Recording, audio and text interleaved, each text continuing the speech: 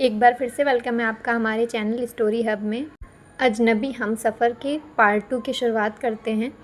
पिछले पार्ट में आप लोगों ने देखा आन्या कबीर के ऑफिस जाती है, जहां पर केबिन में एक खूबसूरत लड़की आती है और कबीर को गले लगाकर हेलो डियर कबीर कहती है। अब देखते हैं आगे क्या होता है इस पार्ट में। ऑफिस का वो पहला दिन आन्या के लिए किसी बुरे सपने जैसा था। केबिन के अंदर खड़ी वो खूबसूरत लड़की जिसने कबीर को डियर कहा था, उसका नाम आहाना था। आहाना उस कंपनी की मुख्य इन्वेस्टर की बेटी थी। कबीर ने आन्या का परिचय आहाना से करवाते हुए बेहद ठंडे लहजे में कहा, आहाना, ये आन्या है, हमारी नई प्रोजेक्ट एसोसिएट। और आन्या, ये आहाना है।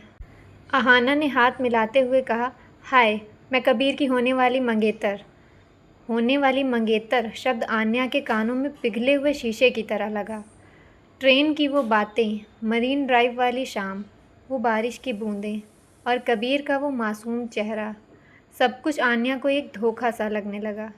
उसने किसी तरह अपने आंसू रोके और एक फीकी मुस्कान के साथ आहाना से हाथ मिलाया। आहाना ने बहुत गर्व से कहा, कबीर, डैड पूछ रहे थे कि हमारी सगाई की बची हुई तैयारियां कब फाइनल होंगी। अगले हफ्ते ही तो फंक्शन है।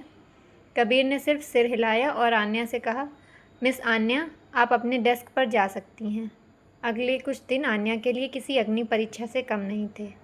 कबीर ऑफिस में बिल्कुल बदल चुका था। वो बेहद सख्त बॉस था जो काम में छोटी सी भी गलती बर्दाश्त नहीं करता था। आन्या को कबीर की ये बेरुखी समझ नहीं आ रही थी। सबसे ज़्यादा तकलीफ़ आन्या को तब होती जब आहाना रोज़ कबीर के केबिन में उसके लिए लंच लेकर आती थी। दोनों को केबिन के कांच के आर पार हंसते बोलते देखकर आन्या के अंदर जलन और दुख का एक तूफान उठ खड़ा होता। वो अपनी फाइलें ज़ोर से मेज़ पर पटकती, पेन को गुस्से में चबाती और खुद से कहती, मुझे क्या फ़र्क पड़ता है, वो सिर्फ़ एक रात की बात थी। सफ़र में तो लोगों से दोस्ती हो जाती है शायद, और अमीर लोग ऐसे ही होते हैं। एक शाम ऑफिस का समय ख़त्म होने के बाद भारी बारिश शुरू हो गई। पूरी बिल्डिंग खाली हो चुकी थी। बस आन्या अपना पेंडिंग काम ख़त्म करने के लिए रुकी हुई थी। तभी कबीर अपने केबिन से बाहर निकला। उसने आन्या को अकेले बैठे देखा तो उसके कदम रुक गए। वो आन्या की डेस्क के पास आया और उसने देखा कि आन्या की आंखों के नीचे काले घेरे थे और वो बेहद थकी हुई लग रही थी। कबीर का सख्त लहजा अचानक थोड़ा नरम हुआ। मिस आन्या, बहुत देर हो चुकी है, आपको घर जाना चाहिए। आन्या ने बिना उसकी तरफ देखे फाइल बंद करते हुए कड़े शब्दों में कहा, शुक्रिया सर, लेकिन मुझे अपना काम वक्त पर पूरा करना पसंद है। मैं आपकी मंगेतर की तरह यहाँ सिर्फ वक्त बर्बाद करने नहीं आती।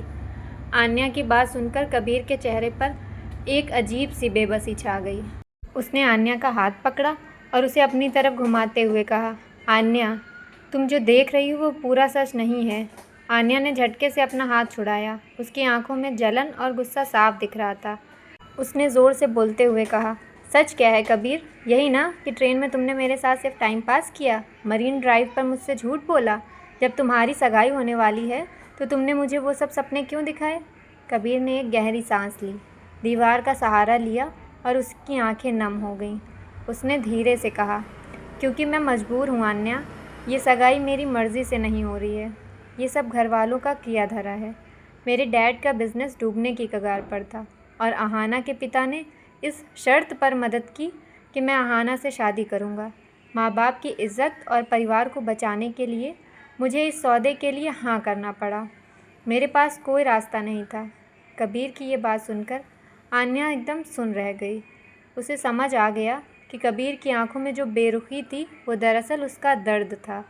कबीर ने आन्या के करीब आकर कहा, ट्रेन में जो कबीर था वो असली था आन्या, और इस सूट में जो कबीर है वो सिर्फ अपने परिवार का कर्ज चुका रहा है।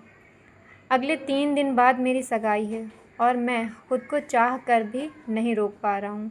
दफ्तर की उस धुंधली रोशनी में बाहर होती बारिश के बीच दोनों एक दूसरे को देख रहे थे। कबीर की मजबूरी और आन्या की जलन अब एक गहरे दर्द में बदल चुकी थी।